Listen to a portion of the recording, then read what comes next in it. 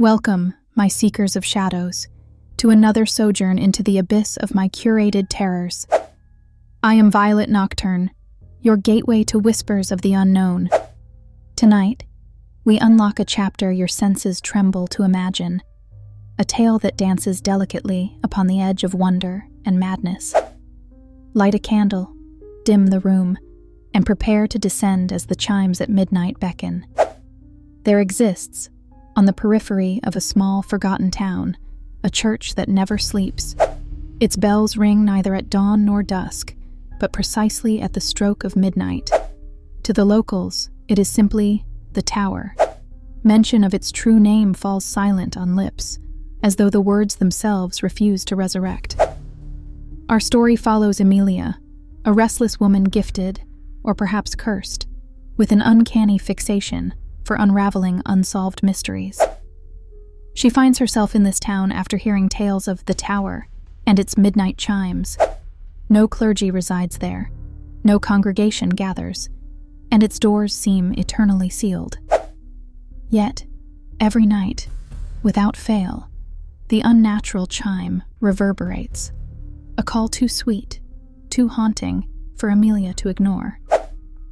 "You should leave it alone," the bartender warns her when she asks. His eyes betray a flicker of trepidation. "The Tower was sealed over 100 years ago. Folks who pried too deeply into its secrets, well, they don't come back the same. Or at all." But to Amelia, warnings are kindling. She brims with curiosity, oblivious to the weight of the unseen chains binding her path. Armed with a camera and a notebook, she ventures to the Tower as the moon's crescent smile crowns the world. The closer she draws to the edifice, the colder the air, the silence wrapping itself thicker, smothering even the rustling leaves. The Tower itself stands as a contradiction. Stone so black it seemed to drink light out of the night sky, its structure uncannily perfect, each corner sharp as a knife's edge, not collapsed by time, but wearing its age with a palpable sense of defiance. There it was, the iron bell suspended from within, unmoved but alive all the same. Midnight strikes, and for the briefest moment, everything stops. Her breath, her thoughts, time itself. The chime erupts, resonating not just in her ears, but in her very bones. One note becomes many, like harmonies slipping through dimensions. With the final echo, she swears she hears singing, a chorus, a hymn in a language that gnawed at the edges of comprehension. Unable to reason herself away, she touches the Tower's surface. It is neither rough nor smooth, but unnervingly warm, as though alive. Beneath her trembling fingers, a fissure forms. Slowly, as though it anticipated her arrival all along, the sealed door creaks open. Inside, darkness of impossible depth. But against her better judgment, perhaps no judgment at all, Amelia steps forward. Her flashlight barely brushes the doorway when the space manifests itself.